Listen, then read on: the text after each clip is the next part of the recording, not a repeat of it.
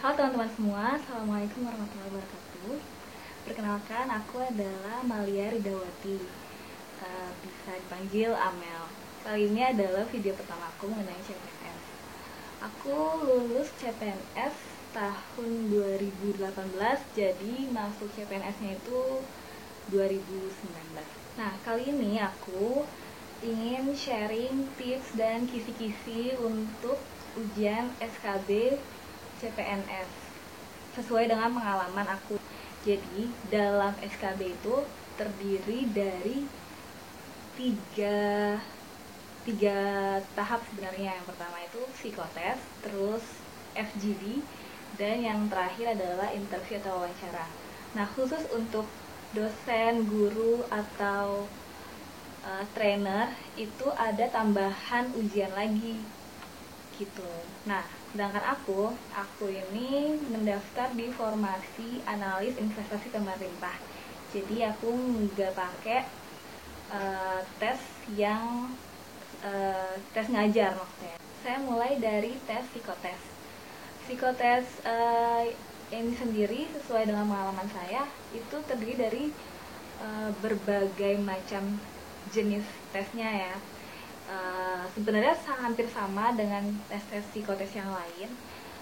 Cuma menurut saya psikotes yang saya kerjakan ini lumayan lengkap. Pertama dari tes seperti yang tes bidang, gambar bidang, deret angka, terus ada logika matematikanya juga, terus ada sinonim, antonim, terus yang mengisi kata-kata kosong itu sesuai dengan kelompoknya. Terus ada tes Pauli, tes Cora. Nah, ini tuh harus cepat kalian hitungnya. Dan kalau bisa sih ganti kertas atau nambah kertas dan benar semua sih hitungannya. Ya, udah benar semua, cuman jangan sampai misalkan jangan ada yang salah hitungannya. Terus gambar orang, gambar pohon, dan gambar warteg. Terus ada juga tes kepribadiannya. Tes kedua yang diujikan adalah FGD atau Focus Group Discussion.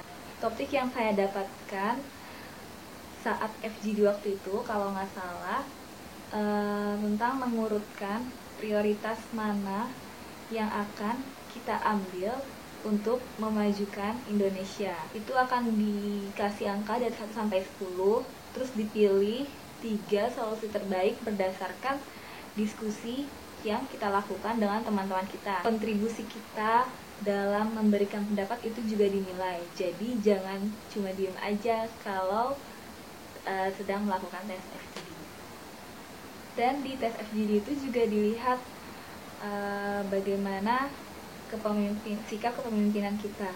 Nah, tahap ketiga dalam SKB itu adalah wawancara. Wawancara ini bertujuan untuk mengetahui seberapa kita paham tentang bidang tentang formasi yang kita ambil.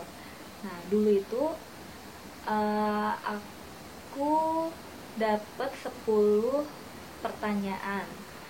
Nah, 10 pertanyaan itu dulu juga aku dapat kisi-kisi. Nah, dan alhamdulillahnya waktu itu semua kisi-kisi yang aku dapetin tuh keluar.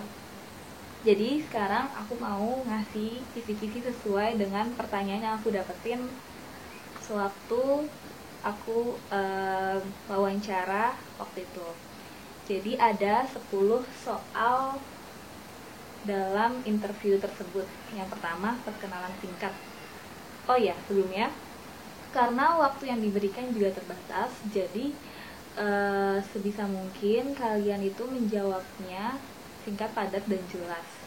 Jangan terlalu bertele-tele. Yang pertama adalah perkenalan singkat tentang diri kalian.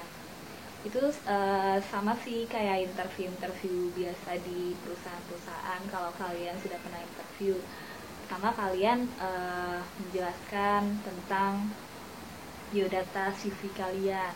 Jadi ya nama, terus jurusan, itu penting jurusan, terus tentang keluarga kalian, tapi keluarga dikit aja sih, kayak kalian anak keberapa, terus dari berapa bersaudara, orang tua, pekerjaan orang tua, terus juga tentang kelebihan dan kekurangan kalian, terus kemampuan skill yang kalian punya tuh apa.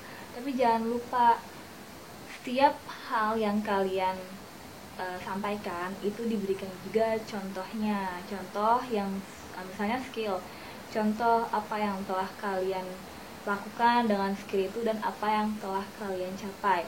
Untuk kelebihan dan kekurangan itu kurang lebih 3 aja, sampaikan kelebihannya ya, lebih boleh, untuk kelebihan lebih boleh. Nah, untuk kekurangan pada diri kalian itu boleh 3 aja, dan jangan lupa di setiap kekurangan yang kalian sampaikan itu kasih tahu juga improvement yang telah kalian coba lakukan untuk menutupi kekurangan kalian tuh apa, gitu. Yang kedua, jelaskan tentang jurusan kalian. Jadi tujuannya adalah untuk mengetahui sejauh mana sih kita menguasai, memahami jurusan yang kita ambil saat kuliah, dan juga dihubung-hubungkan, misalnya kalian apply-nya di kementerian mana gitu, misalnya apa sih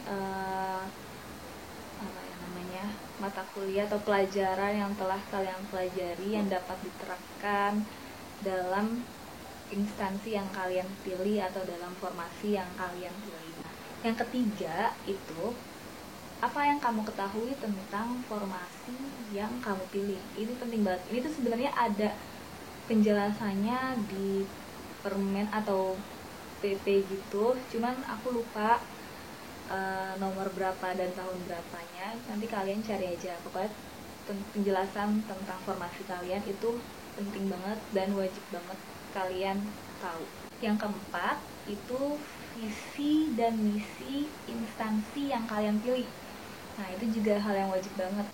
Nah, visi dan misi dari instansi ini juga bertujuan untuk mengetahui sejauh mana sih kalian mengetahui tentang instansi yang kalian apply gitu. Jadi seenggaknya kalian sudah punya pengetahuan tentang instansi. Terus yang kelima itu adalah kaitan jurusan dengan formasi dan instansi yang kalian pilih gitu. Jadi misalnya kalian jurusannya apa, terus kaitannya apa dengan formasi yang kalian pilih dan dengan instansi yang kalian pilih, terus apa yang bisa kalian kembangkan di formasi dan instansi yang kalian pilih dengan knowledge yang telah kalian dapatkan di jurusan kalian dulu. Nah, terus yang kelima itu, jika kalian jadi menteri, apa sih yang akan kalian lakukan atau program apa yang akan kalian buat untuk memajukan Indonesia? Dan tentunya jawabannya harus sesuai, harus sejalan dengan instansi apa yang kalian pilih. Misalnya kalian pilih Kementerian Perindustrian, terus misalnya program yang kalian pilih apa, misalnya pembangunan kawasan industri atau apa gitu, untuk mendekatkan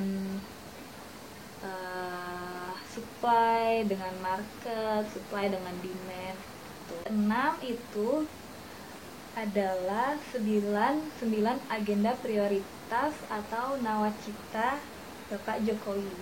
Dulu aku mendapatkan pertanyaan itu. Nah, tapi mungkin aja sekarang untuk SKB kali ini pertanyaannya dirubah menjadi 5 poin visi pembangunan ala Bapak Jokowi. Mungkin aja ya, karena kan sudah pergantian kepemimpinan. Sekarang itu Bapak Jokowi sudah tidak dengan Bapak Yusuf Kala, tapi dengan Bapak Kiai Haji Ma'ruf Amin.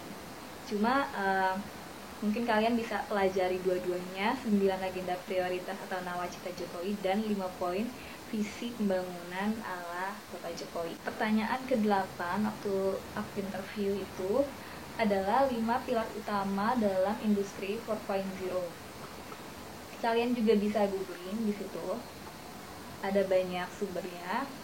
Kelima pilar utama itu adalah Internet of Things atau IoT, kemudian Big Data, kemudian Artificial Intelligence, kemudian Cloud Computing, dan yang terakhir adalah Additive Manufacturing. Kemudian pertanyaan yang ke-9 adalah tentang revolusi mental.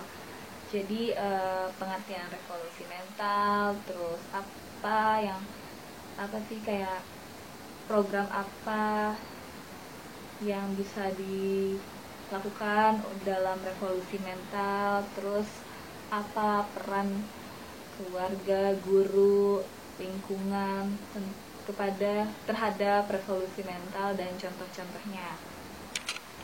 Pertanyaan terakhir ini adalah di antara Ibu Susi dan Ibu Sri Mulyani, siapa yang lebih kamu idolakan dan kenapa? Baiklah, sekian tips dan isi dari saya. Semoga bermanfaat dan semoga lulus di tes CPNS tahun ini.